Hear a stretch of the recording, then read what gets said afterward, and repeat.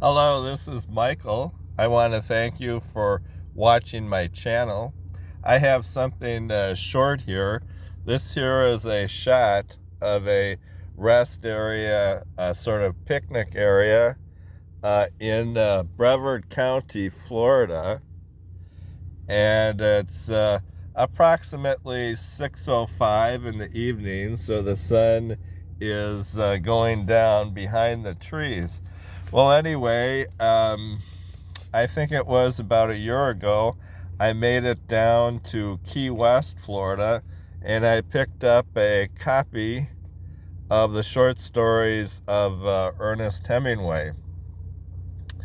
So this shot here of this picnic area reminds me a little of the Nick Adams type stories that he wrote about being up in Michigan, even though he wrote parts of them when he was living in Paris, France, and reporting for a Canadian newspaper that apparently had readers interested in France when he was a stringer and an ambulance driver, freelance writer, that kind of thing. Anyway, so I thought I'd read the shortest of these, the short stories of Ernest Hemingway. One M in there, by the way, in Hemingway. And I think the part of the reason is it was sitting up in my dashboard today as I was cleaning out a storage locker. And of course, these books, when you have paper books, the sun actually melts them apart. So I thought before I melted another one apart, since this is an original, a rare book from down in Key West, I thought before I melt another one of these apart, I thought I'd at least read something on here, put it on video. This book is copyrighted by Scribner's. There's an imprint, I guess, of Simon & Schuster, the short stories of Ernest Hemingway, and they have some commentary here by relatives of his, Patrick Hemingway and Sean Hemingway. This one is copyrighted July 2018 from Scribner's. I guess they have something to do probably with Simon and Schuster in New York Publishing.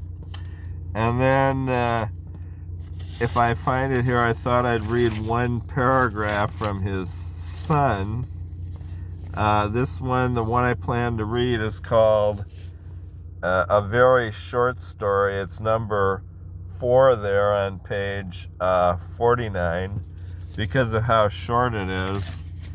And here is a foreword by his, I believe his son, Patrick Hemingway, that he wrote in January 2017, and he listed as being from Bozeman, Montana. So I just thought I'd read the last paragraph. As you read these stories, do take note of the four corner billiards and the great little tour these stories provide of the hard-featured landscape of the 20th century.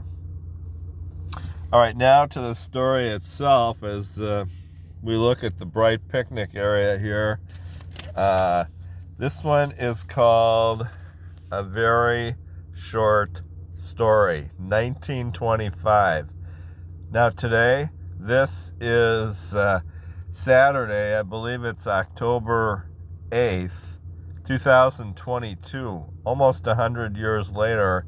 2022 and 1925, that's about 97 years difference. So I'll start off reading this. It's a 2-page story, as you can see here. I hope this is in focus on this phone camera. One hot evening in Padua, they carried him up onto the roof, and he could look out over the top of the town. There were chimney swifts in the sky. After a while, it got dark, and the searchlights came out. The others went down and took the bottles with them. He and Luz could hear them below on the balcony. Luz sat on the bed. She was cool and fresh in the hot night. Luz stayed on the night duty for 3 months. They were glad to let her. When they operated on him, she prepared him for the operating table, and they had a joke about friend or enema.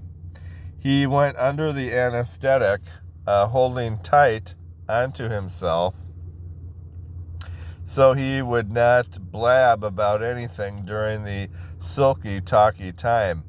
After he got on crutches, he used to take the temperatures so Luz would not have to get up from the bed. There were only a few patients, and they all knew about it. They all liked Luz. As he walked back along the halls, he thought of Luz in his bed. Before he went back to the front, they went into the Duomo and prayed. It was dim and quiet, and there were other people praying. They wanted to get married, but there was not enough time for the banns, and neither of them had birth certificates. They felt as though they were married, but they wanted everyone to know about it and to make it so they could not lose it. Luz wrote him many letters that he never got until after the armistice. 15 came in a bunch to the front, and he sorted them by the dates, and he read them all straight through. They were all about the hospital and how much she loved him and how it was impossible to get along without him and how terrible it was missing him at night. After the armistice, they agreed he should go home to get a job so they might be married. Luz would not come home until he had a good job and could come to New York to meet her. It was understood he would not drink, and he did not want to see his friends or any one of the he did not want to see his friends or any one of the states, only to get a job and to be married. So once again, he didn't want to see any of his friends or take a travel tour of the United States. On the train from Padua to Milan, they quarreled about her not being willing to come home at once. When they had to say goodbye in the station at Milan, they kissed goodbye but were not finished with the quarrel. He felt sick about saying goodbye like that. He went to America on a boat from Genoa. Luz went back to Pordenone to open a hospital. It was lonely and rainy there, and there was a battalion of RDT quartered in the town.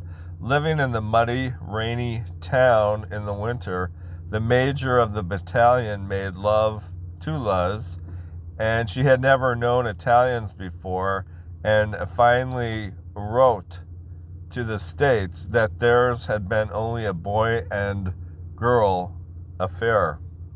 She was sorry, and she knew he would probably not be able to understand, but might someday forgive her and be grateful to her, and she expected absolutely unexpectedly to be married in the spring. She loved him always, but she realized now it was only a boy and girl love.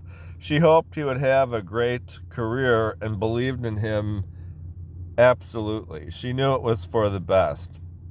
The major did not marry her in the spring or any other time. Luz never got an answer to the letter to Chicago about it.